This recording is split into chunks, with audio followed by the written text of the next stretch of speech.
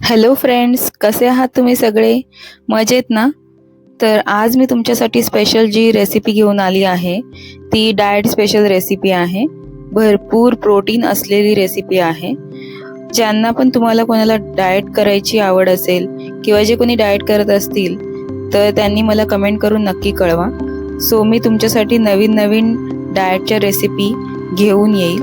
Diet म्हटलं की खूप जणांना कंटाळा येतो. त्याच्यामुळे जर अशा तुम्ही रेसिपी करून जर खाल्ल्या तर तुम्हाला नक्कीच डाएट करायला सुद्धा मजा येईल. तुम्हाला कंटाळा येणार नाही आणि तुम्ही अशा रेसिपी करून नक्की खा. सो तुम्हाला प्रोटीन्स पण मिळतील, डाएट पण होईल आणि वेट लॉस सुद्धा होईल. सो नक्की मला कमेंट करून कळवा आणि आपण आजच्या रेसिपीकडे वळूया. सो आज जी रेसिपी आपण करणार आहोत ती आहे चिकन सीख कबाब. सो यामध्ये ऑइल बिलकुल यूज करणार नाही आहोत आपण. तर त्यामुळे तुम्हाला काहीही त्राससुद्धा होणार नाही त्या रेसिपीचा खाल्ल्यावर. ॲसिडिटीसुद्धा होणार नाही आणि टेस्टीसुद्धा होते ही रेसिपी खूप. सो मी अर्धा किलो चिकन खिमा घेतला आहे. त्यामध्ये आपल्याला कांदा ॲड करायचा आहे. एक कांदा बारीक कापून घेतला आहे. 4 ते 5 पाकळ्या लसूणच्या घेतल्या आहेत, त्यासुद्धा बारीक कापून त्यात टाकायच्या आहेत. त्यानंतर अद्रकचा छोटा तुकडा तो सुद्धा बारीक कापून त्यामध्ये ॲड करायचा आहे आणि एक मीडियम साईजचा टोमॅटो बारीक कापून तो सुद्धा त्यामध्ये ॲड करायचा आहे.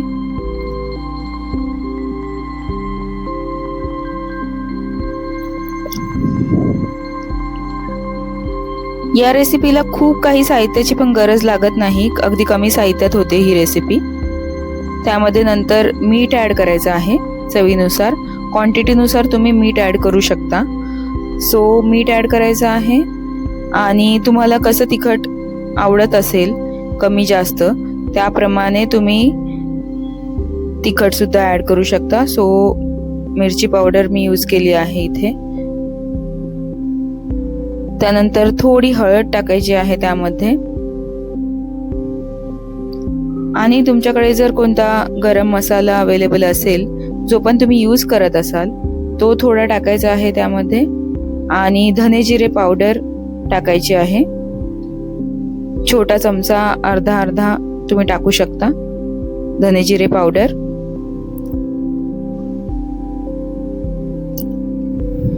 सो फ्रेंड्स, तुम्ही बघू शकता, मी तुम्हाला साहित्य पुन्हा एकदा सांगते.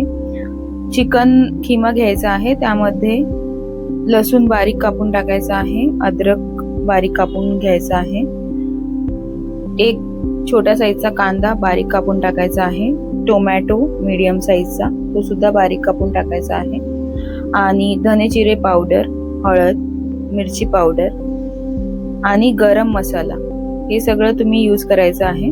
ते तुम्ही क्वांटिटी तुमच्या चवीनुसार तुम्ही कमी जास्त करू शकता. धने जिरे पावडर फक्त लहान चमचा जो असेल तो अर्धा अर्धा तुम्ही घ्यायचा आहे आणि गरम मसाला सुद्धा तुम्ही जो तुम्हाला आवडेल तो यूज करू शकता, तो थोडा यूज करायचा आहे. हे सगळं ॲड केल्यानंतर त्यामध्ये आपण थोडं तूप यूज करायचंय. तूप टाकायचंय थोडं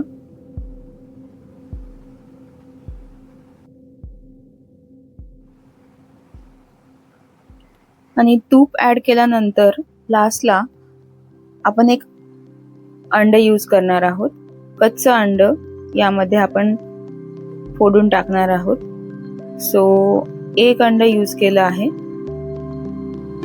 अंड टाकल्यानंतर मग आपल्याला हे मिश्रण व्यवस्थित असं मिक्स करून घ्यायचं आहे आणि अर्ध्या तासासाठी आपल्याला हे रेस्ट करायला ठेवायचं आहे.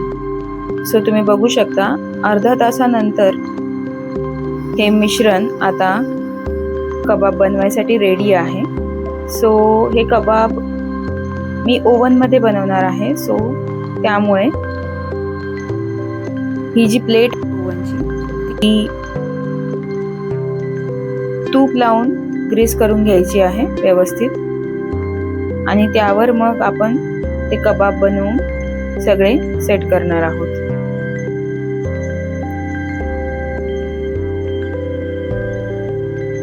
तर फ्रेंड, तुम्ही बघू शकता, तुम्हाला जसे हवे तसा आकार देऊ शकता. तुम्हाला जास्त लांब साईजमध्ये तुम्हाला जसा आकार आवडत असेल त्या आकारामध्ये तुम्ही बनवून घेऊ शकता. सो अशा पद्धतीने तुम्हाला बनवून घ्यायचे आहेत, व्यवस्थित शेप देऊन, त्यांना आकार देऊन, आणि सगळे रेडी करून घ्यायचे आहेत. प्लेटमध्ये ग्रीस केलेल्या प्लेटवर सगळे ठेवायचे आहेत.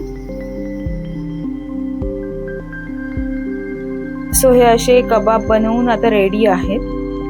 आपण आता ते ओव्हन मध्ये ठेवणार आहोत.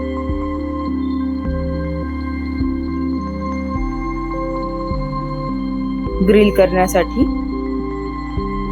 सो ओव्हन मध्ये फ्रेंड्स, ओव्हन मध्ये ठेवल्यानंतर कन्व्हेक्शन प्लस ग्रिल वर आपण प्रेस करायचं आहे.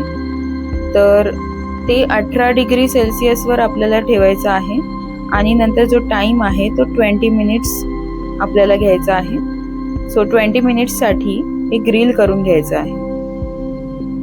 आफ्टर 20 मिनिट्स आपण ते बाहेर काढणार आहोत. बाहेर काढून ते पूर्ण आता रेडी नाहीयेत.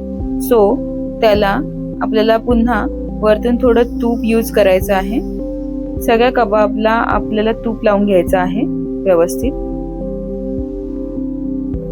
सो फ्रेंड्स, तुम्हाला असं वाटत असेल की पुन्हा तूप का यूज केलंय, पण तुम्हाला मी एक सांगू इच्छिते की तूप सुद्धा डाएटमध्ये यूज करतात. डाएटमध्ये तूप हे खाल्लेलं चांगलं असतं. सो तेलापेक्षा तुपाचा वापर जर आपण केला तर तो युजफुल आहे आपल्या शरीरासाठी सुद्धा. सो आणि हे कबाब जे आहेत ते त्याला ड्रायनेस यायला नको, आपल्याला खाताना ते ड्राय लागायला नको, म्हणून सुद्धा तूप यूज करायचं आहे. तेल सुद्धा यूज करू शकता तुम्ही, तुम्हाला जर आवडत असेल तर.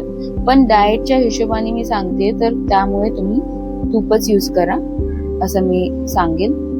आणि त्यानंतर ते पुन्हा आपण ठेवणार आहोत ओव्हन मध्ये. सो बार्बेक्यू आपल्याला 5 टाइम्स प्रेस करायचं आहे. सो 27 मिनिटांमध्ये ते बनून एकदम रेडी होतील. सो फ्रेंड्स, तुम्ही बघू शकता 27 मिनिटं झाली आहेत आणि कबाब आपले तयार आहेत. तुम्ही बघू शकता ते दिसायला सुद्धा खूप सुंदर दिसतात आणि चवीला सुद्धा खूपच टेस्टी असतात. सो तुम्ही हे तुम्हाला आवडत्या चटणी सोबत किंवा मेयोनीज सोबत हे खाऊ शकता. सो फ्रेंड्स, नक्की ट्राय करा हे कबाब, आणि कसे झाले ते मला नक्की कमेंट्स करून कळवा. माझ्या रेसिपीजमध्ये मेयोनीजची रेसिपी आहे, होममेड मेयोनीजची, ती तुम्ही ट्राय करू शकता यासोबत. सो फ्रेंड्स, ही रेसिपी आवडली असेल तर लाईक, शेअर आणि सबस्क्राईब करायला विसरू नका. मजेत राहा. बाय.